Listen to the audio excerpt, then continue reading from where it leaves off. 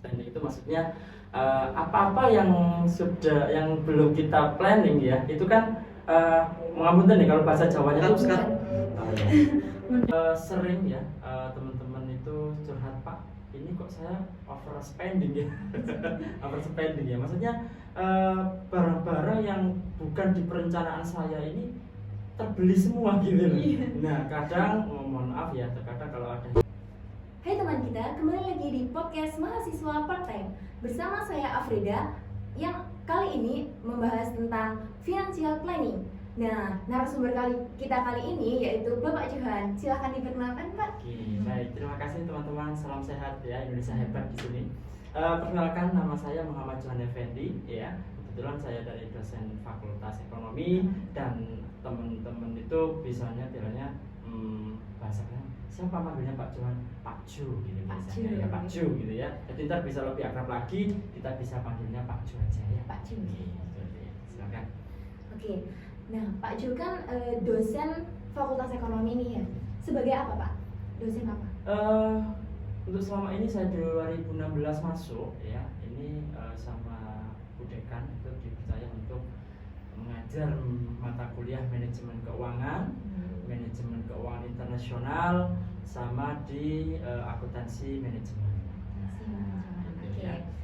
Nah, episode kali ini kan mengenai financial planning tuh, Pak. Ya. Apa sih, Pak, financial planning itu? Bisa dijelaskan gambarannya tuh biar mereka tuh tahu gitu loh, mahasiswa yang lain gitu. Oke. Financial planning atau perencanaan keuangan ya, mungkin teman-teman maksudnya sudah tahu nih ya. Mungkin sudah tahu nih financial planning apa. Dan karena di financial planning adalah proses ya, proses untuk merencanakan keuangan sesuai dengan perencanaan kita sebelumnya gitu. Nah, itu adalah terkait dengan financial planning. Jadi merencanakan keuangan sedini mungkin tapi sesuai dengan alurnya, sesuai dengan tracknya. Nah, itu. Untuk kedepannya juga ya, Pak ya, itu gimana? Ya, jadi untuk jangka pendek, jangka panjangnya juga sudah. Seberapa penting sih, Pak, financial planning bagi mahasiswa Universitas Maijen Sungkono? Apalagi nih, Universitas Maijen Sungkono kan rata-rata pekerja, jadi kuliah sambil bekerja, jadi kan harus mengelola keuangan dengan baik. Itu gimana? Apa penting? Kalau ini pandangan saya sangat penting ya, kalau dilihat dari sisi mahasiswa manajemen Universitas Maijen Sungkono ini kan banyak yang bekerja ya kalau sore ya. Ini sangat penting karena apa? Kita tahu 2 poin yang harus kita pegang ya, keinginan sama kebutuhan. Kalau bahasa Inggrisnya apa, Mbak? Need and want. Wah, harus diperhatikan di sini ya. Karena apa? Kalau kita mempelajari financial planning ya, kita bisa ya memanage ya. Oh, kira-kira yang menjadi keinginan itu yang mana sih, dan yang menjadi kebutuhan itu yang mana? Bukan kita menyepelekan yang keinginan, bukan, dan mendahulukan yang bukan, tapi dengan adanya financial planning, dua-duanya ini terpenuhi. Ya, mohon maaf, misalkan seperti ini, ya. Pokok makan juga butuh. Kira-kira saya kembalikan lagi ke Mbak Afrida, shopping butuh enggak? Butuh, Pak. Butuh. Tourism, kita jalan-jalan butuh enggak? Butuh. Nah, maka dari itu keinginan sama kebutuhan itu harus terpenuhi lah di situ. Jadi dengan adanya plan finance tadi, ini 2 item ini, keinginan sama kebutuhan ini bisa terencana dan kita terpenuhi gitu. Itu tadi saya kembalikan, itu sangat-sangat penting. Kalau kebutuhan aja kan kayak stuck di situ, kan kita mau pengen jalan-jalan gitu ya, Pak ya. Aduh, uangnya gue gak ada, udah kepake gitu loh, Pak. Kan pasti sayang banget gitu. Dari financial planning sendiri tuh tujuannya apa sih, Pak? Apakah agar kedepannya itu bisa terencana dengan baik? Kayak misalnya nih, mahasiswa Universitas Maijen Sungkono kan harus bayar SPP dan juga kebutuhan yang lain gitu. Ya, baik. Saya bicara dari sisi mahasiswa dulu ya, habis itu saya mulai ke yang ini rumah tangga kan gitu kan. Kalau dari sisi mahasiswa jelas ya, tujuan dari financial planning itu dari awal, oh gaji saya ini sekian juta, oh berarti berapa persen sih yang harus saya sisihkan untuk membayar SPP administrasi untuk perkuliahan. Nah tujuannya apa? Biar administrasi tadi sudah semua kan gitu kan. Oke, ada. Kalau dari sisi rumah tangga itu banyak tujuan-tujuan dengan adanya plan finance ini ya. Contoh salah satu tadi di liburan dan sebagainya ya. Oh saya loh pengennya itu investasi emas ini apa caranya kan gitu ya. Nah, bagaimana caranya? Nah, ini kita harus plankan dulu dari awal gitu ya. Contohnya seperti apa? Oh, setiap bulan kita harus menyisihkan sekian persen untuk menggapai tujuan awal saya. Tujuan dari planning apa? Investasi emas misalkan. Nah, ini adalah tujuan dari financial planning. Nah, tujuan dari financial planning sendiri kan udah banyak banget tuh Pak ya. Nah, kali ini resiko apa sih Pak kalau tidak menjalankan financial planning? Kita ngomong resiko ya, resiko terkait dengan tidak membuat yang namanya perencanaan keuangan. Ini sering ya teman-teman itu curhat, Pak, ini kok saya overspending ya, overspending ya. Maksudnya barang-barang yang bukan di perencanaan saya ini terbeli semua gitu loh. Nah, kadang mohon maaf ya, terkadang kalau ada hijab broklat gitu, wah bagus sekali ini. Padahal ini bukan dimasuk di perencanaan. Nah, ini kan apa ya, naluri kita yang ini kan shopping ini kan keluar. Jadi itu masuk di spending. Nah, kalau lihat langsung aku beli ya gitu. Nah, dengan adanya planner finance ini bisa meminimalisir resiko tersebut gitu ya. Oh, ternyata ini nggak ada di catatan saya. Jadi saya nggak dulu lah gitu ya. Gitu. Tapi kecuali kalau bulan depan sudah dianggarkan dan sudah dicatat di situ, oh berarti ini sudah waktunya saya beli di sini. Gitu. Jadi direncanakan untuk bulan berikutnya gitu ya Pak ya. Yang penting kan tadi saya kembali lagi ke keinginan dan kebutuhan kan bisa tercapai semua gitu ya. Gitu ya, dengan planning. Terus bagaimana sih Pak cara untuk merencanakan anggaran tiap bulannya gitu? Iya, cara anggarannya. Pengeluaran anggarannya tiap bulan itu gimana sih? Ini ya fleksibel saja ya, pengeluarannya kan macam-macam nih. Tapi garis besarnya kita harus tahu nih yang namanya pengeluaran terkait dengan pengeluaran tetap dan pengeluaran variabel. Pernah dengar pengeluaran tetap dan pengeluaran variabel? Jadi kalau pengeluaran tetap itu apa Mbak biasanya? Itu kayak misalnya keuangan yang membutuhkan kebutuhannya, kayak keuangan butuh gitu. Misalkan kebutuhannya itu apa asuransi aja? Misalkan tiap bulan ada pajak gitu kan. Terus misalkan kalau jenengan di kuliah sewa kos kan bulanan itu pasti sewa kos kan gitu kan. Ataupun tabungan. Nah, itu kan sudah direncanakan tiap bulannya itu ya. Itu di pengeluaran tetap. Tapi kalau di pengeluaran variabel ini kayak kebutuhan sehari-hari gitu ya, listrik gitu ya, terus transportasi, pulsa dan sebagainya, paketan ya bahasanya sekarang ya. Kalau hari ini nggak punya paketan Mbak kan gitu ya. Itu ya terkait dengan kita harus merencanakan mana-mana pos yang menjadi pengeluaran tetap dan pengeluaran variabel. Nah, ini harus tercantum di financial planner ya itu ya, itu harus ada. Iya, variabel pengeluaran tetapnya itu apa saja, pengeluaran variabelnya tadi apa saja.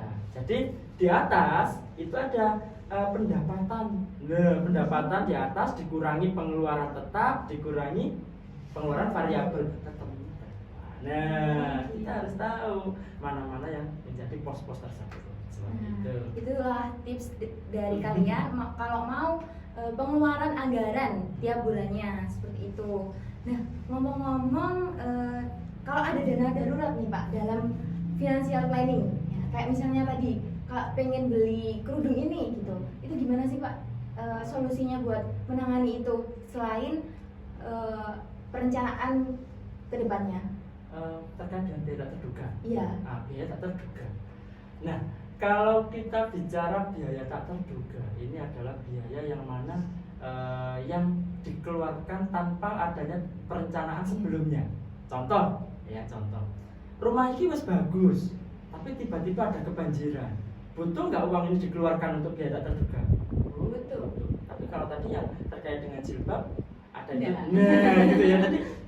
Tadi Mbak Afrida tadi emang sengaja seperti itu. Kira-kira penonton ini paham nggak ya maksudnya seperti itu? Nah, gitu betul Mbak. Jadi kita bisa mengajak penonton kira-kira yang menjadi biaya terduga yang masuk di biaya terduga itu mana saja. Terkait dengan mohon maaf ya jangan sampai terkait dengan kecelakaan dan sebagainya, ya.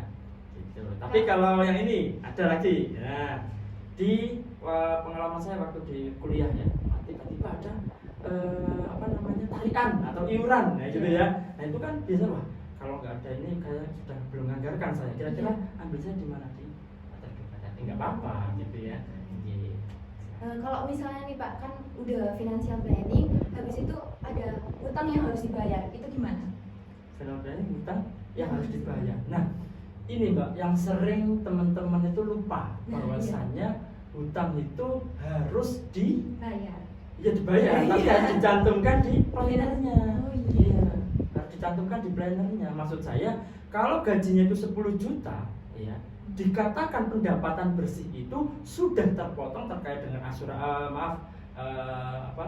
pajak, ya, terus terkait dengan utang dan sebagainya, itu baru dikatakan apa? Ini pendapatannya bersih gitu loh, bisa untuk dianggarkan untuk tadi gitu. Iya. Jadi utang itu harus dicantumkan di financial planning ya Pak ya. Itu gimana sih Pak caranya biar agar memulai yang terbaik dalam financial planning itu?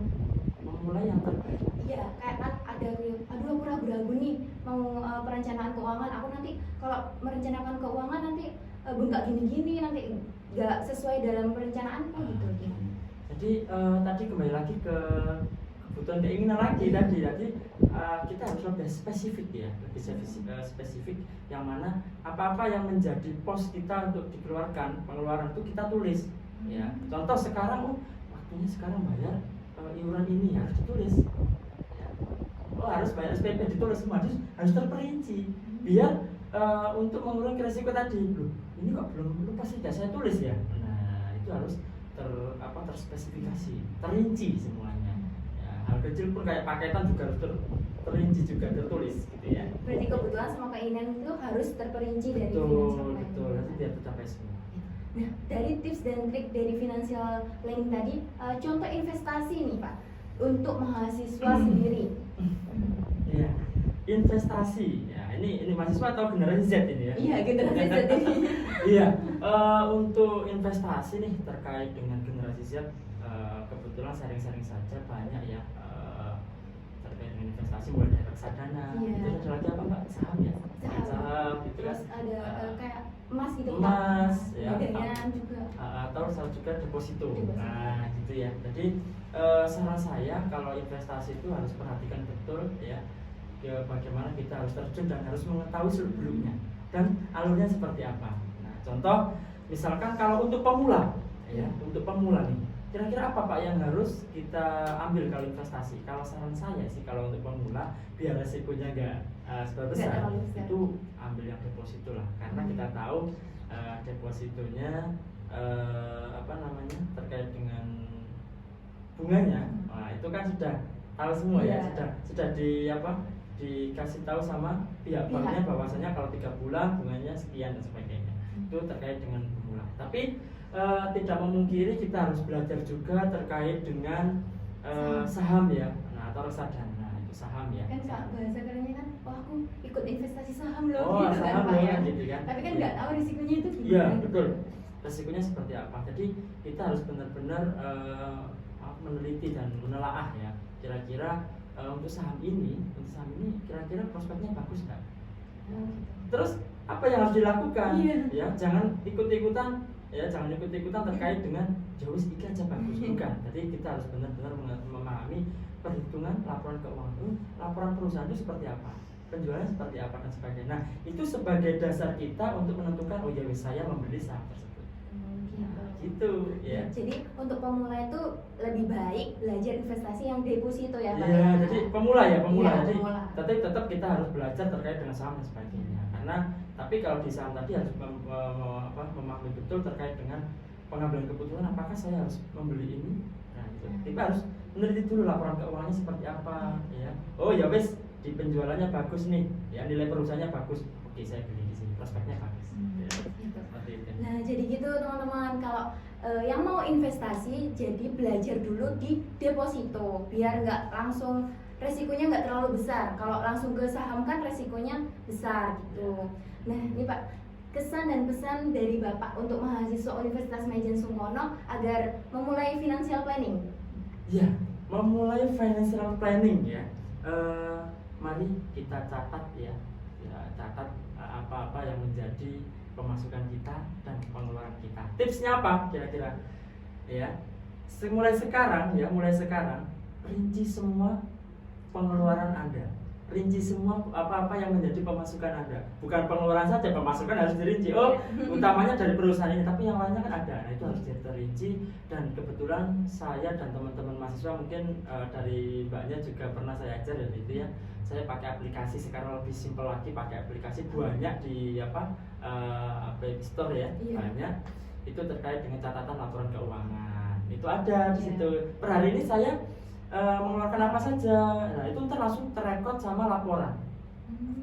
Terekod sama laporan. Jadi langsung otomatis gitu ya? Iya, betul. Jadi gitu teman-teman mahasiswa, apalagi nih kan mahasiswa sendiri kan pengeluarannya banyak, SPP, kebutuhan sehari-hari. Jadi kalian harus dimulai dari sekarang financial planning. Iya. Ya. Oh iya Pak, katanya jenengan ada buku ya Pak? Oke, iya. Ini Pak Jo ini menciptakan buku loh. Iya, menulis buku.